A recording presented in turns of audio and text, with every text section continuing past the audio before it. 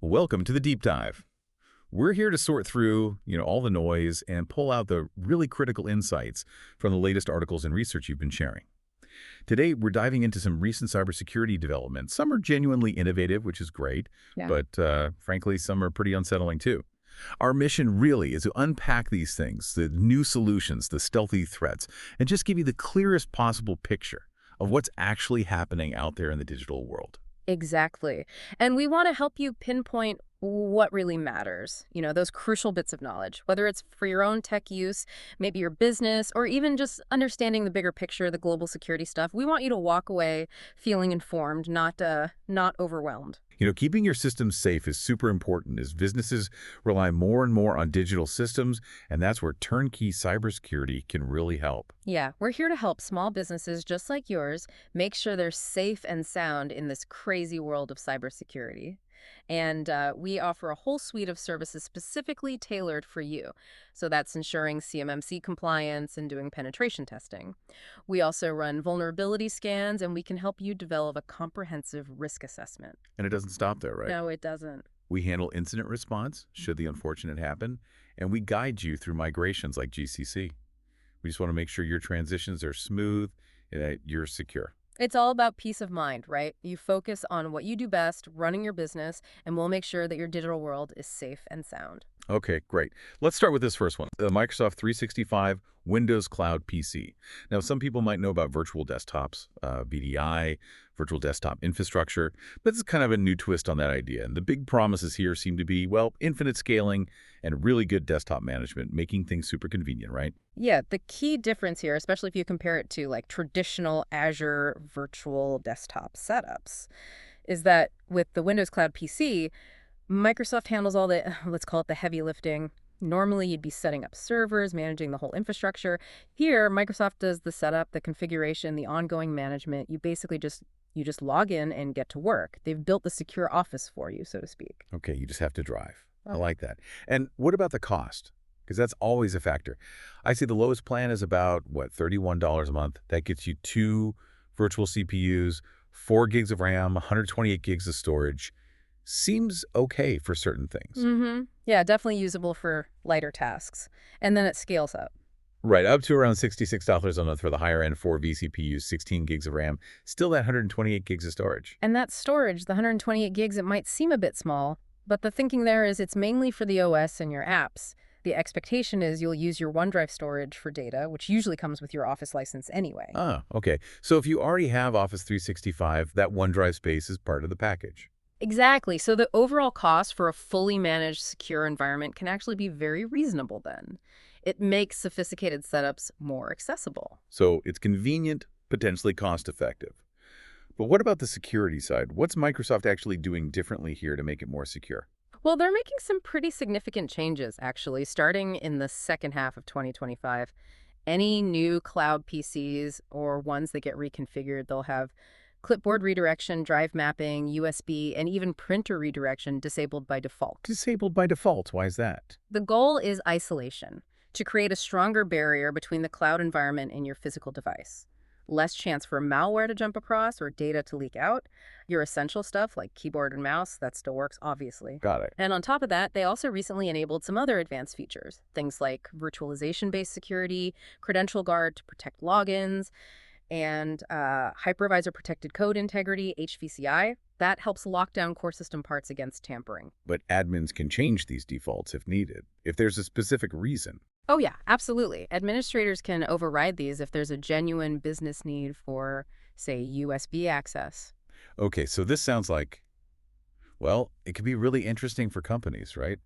Especially those wanting a tightly controlled, managed, more secure setup without maybe having a huge IT team. Hmm. Makes you think, doesn't it? How this might change things for your own digital workspace, or maybe organizations you know. Yeah. All right, so cloud PCs offer this vision of a more secure work environment. But let's pivot a bit. Let's talk about our personal lives, because there's a pretty startling threat that might be, well, a lot closer to home, maybe even sitting in your living room right now. The FBI has put out a warning about this malware campaign called BAOBX 2.0, and this isn't small scale. They're saying it's infected over 1 million home internet-connected devices globally. 1 million devices. Wow. Yeah, And the list of devices, well, it's everyday stuff. Chinese Yeah. smart TVs, streaming boxes, projectors, tablets, even smart dishwashers. Smart dishwashers. It's incredible. I know. It's almost hard to believe your dishwasher could be part of some hacker network. And how they get infected is also concerning. It's not always straight from the factory, though that can happen. It could be through a malicious firmware update pushed out later, or maybe apps you download from third-party sites, not the official app store. Right. Side-loading apps can be risky. Definitely. And here's the really worrying part for most people. Your smart TV, your streaming box, it's probably on the same home Wi-Fi network as your work laptop, right? Yeah. So depending on what malware gets loaded onto that TV, your company PC could suddenly be at risk. It creates a potential backdoor from your living room right into your work life. That's a serious jump. Hmm. So, okay, a hacker compromises my TV or my dishwasher. What do they actually do with it? What's the end game here? Well, several things, none of them good. First, they often use these devices to build a proxy network, Maku network, meaning meaning they can route their malicious traffic through your device using your home's IP address. So if they launch an attack or send spam, it looks like it's coming from you. oh, great. So the FBI could end up knocking on my door. Potentially, yes. It makes attribution incredibly difficult for law enforcement. They also use it for ad fraud. Just run ads in the background on millions of these hacked devices, generating clicks and revenue for the attackers. You wouldn't even notice it. Sneaky. Very. But probably the most dangerous use is stealing credentials. Any usernames, passwords, financial info you might enter, perhaps through a compromised browser on the TV or tablet, they can potentially grab that. And we all know how damaging stolen credentials can be. Yeah, that's the nightmare scenario. And this BIDBOX thing, it sounds persistent too. I read that Germany thought they'd actually taken down the first version, BADBOX 1.0. Mm-hmm. But less than a week later, it popped back up on nearly 200,000 devices. And now this version 2.0 is supposedly even worse. Yeah, the resilience is concerning. Right now, the reports suggest it's mainly hitting these off-brand devices, often cheaper imports. But we have to be cautious because BIDBX 1.0 apparently started the same way before potentially spreading. So it could expand its reach. It's possible, and it's definitely global. They're seeing traffic related to this in 222 countries, primarily Brazil and the U.S., interestingly. Wow. Now, there have been efforts to disrupt it. They've managed to cut off the phone home communication for over 500,000 infected devices, which is good news. But unfortunately, the overall BAD-backed network is still growing. It really underlines how vulnerable our connected homes can be. It absolutely does. Makes you really reconsider all those smart devices we bring into our homes, doesn't it? What steps should you maybe be taking to secure your own digital home front?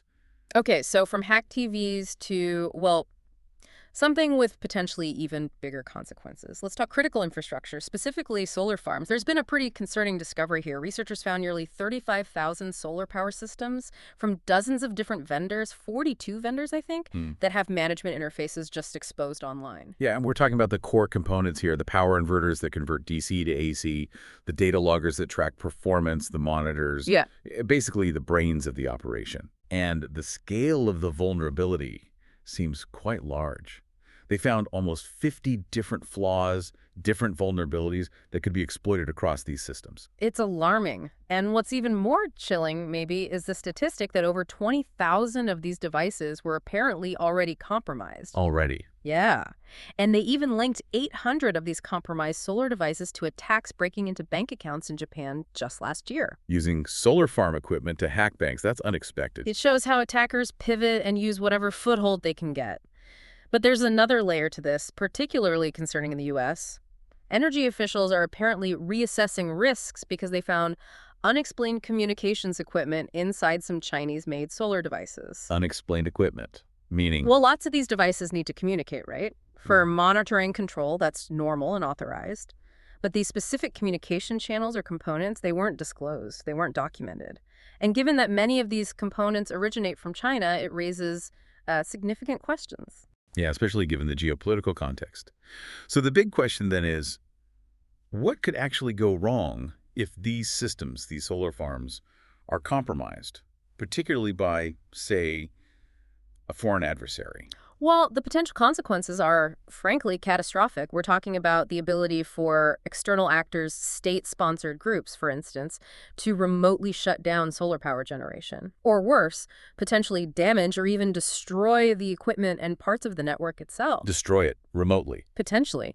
Manipulating power flows, overloading components, it could cause physical damage. Imagine coordinated attacks taking large sections of solar power offline, maybe during a peak demand period. Yeah, that's a critical infrastructure nightmare scenario. It really highlights the vulnerability there. Absolutely. It's a major energy security concern that needs very close attention, both locally and globally. Definitely makes you think about how interconnected and potentially fragile some of these systems are. Yeah.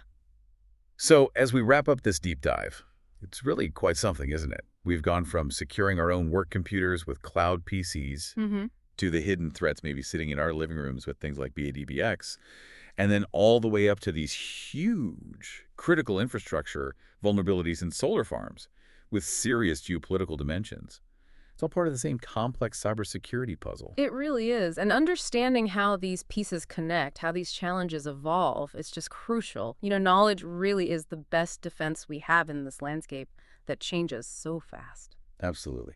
So maybe a final thought to leave you with, reflecting on all of this, the evolving threats, the new defenses. Mm-hmm. What aspect of your own digital life, or maybe the wider world around you, do you see differently now? And perhaps what steps might you think about taking just to be a bit more informed, a bit more secure, based on what we've talked about today? Something to consider. Thanks for joining us on the Deep Dive.